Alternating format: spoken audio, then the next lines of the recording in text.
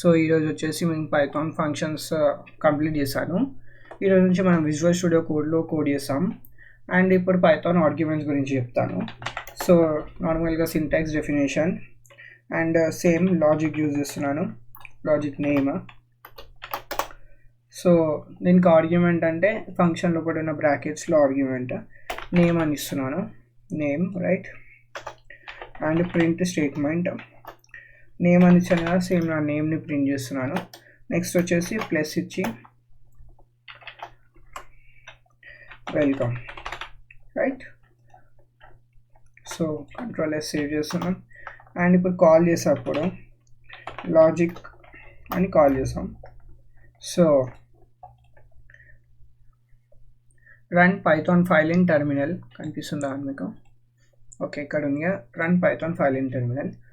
So type error, 1 minute screen చిన్న చేద్దాం. Okay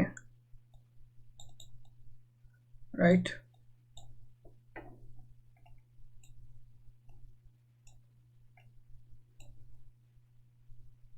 okay, file explorer close చేద్దాం. Right. So error వచ్చింది. ఎందుకు ఎర్రర్ వచ్చింది? ఫస్ట్ ఆఫ్ ఆల్ మనం ఇక్కడ ఆర్గ్యుమెంట్ నేమ్ అని ఇచ్చాం, కానీ లాజిక్లో ఏ ఆర్గ్యుమెంట్ పాస్ చేయలేం. ఇది ఫార్మల్ పారామీటర్, ఇది యాక్చువల్ పారామీటర్. ఫార్మల్ పారామీటర్ ఏమో యాక్చువల్ పారామీటర్ని కాల్ చేస్తుంది. సో మనం ఇక్కడ పారామీటర్ని ఇవ్వలేము కాబట్టి సో టర్మినల్ ఓపెన్ ఉండని no problem. So name pass చేసేటప్పుడు స్ట్రింగ్ ఇద్దాం, code saver control S code saver welcome అని ఇక్కడ ప్రింట్ అయింది, మీకు కనిపిస్తుంది చూడండి. అండ్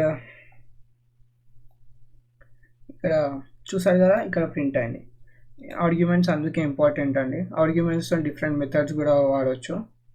సో ఇప్పుడు చూపించాను కదా, అలా 2-3 ఆర్గ్యుమెంట్స్ ఇవ్వచ్చు, 4-5 ఆర్గ్యుమెంట్స్ ఇవ్వచ్చు. అండ్ ఆర్గ్యుమెంట్స్ ఎన్ని పాస్ చేసి అన్నీ ఇవ్వచ్చు. And next example 2 arguments example ఇద్దాము. Name and something plus sum అని ఇచ్చాను కదా. నెక్స్ట్ కాల్ చేసేటప్పుడు కూడా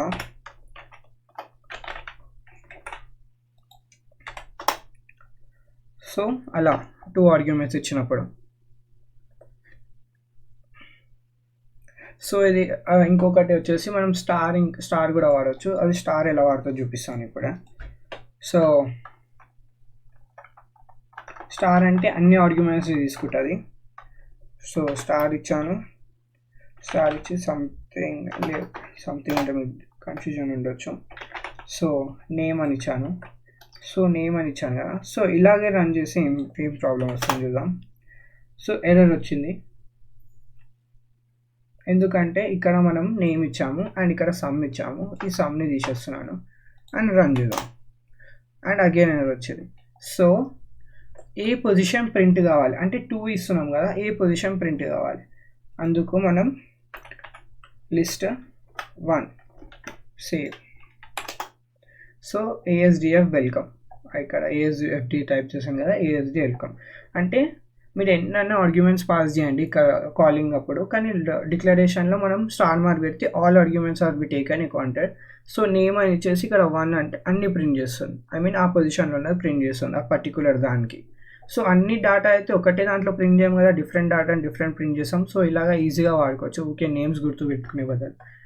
అండ్ ఇంకొకటి ఆర్గ్యుమెంట్స్లోనేమో ఇప్పుడు నార్మల్గా స్కూల్ ప్రాజెక్ట్ తీసుకోండి. పైథాన్లో స్కూల్ ప్రాజెక్ట్ చేస్తున్నాం. పైథాన్లో స్కూల్ ప్రాజెక్ట్ ఏంది, ఏం మాట్లాడుతున్నాను అనుకోవచ్చు, ఎక్స్ప్లెయిన్ చేస్తాను.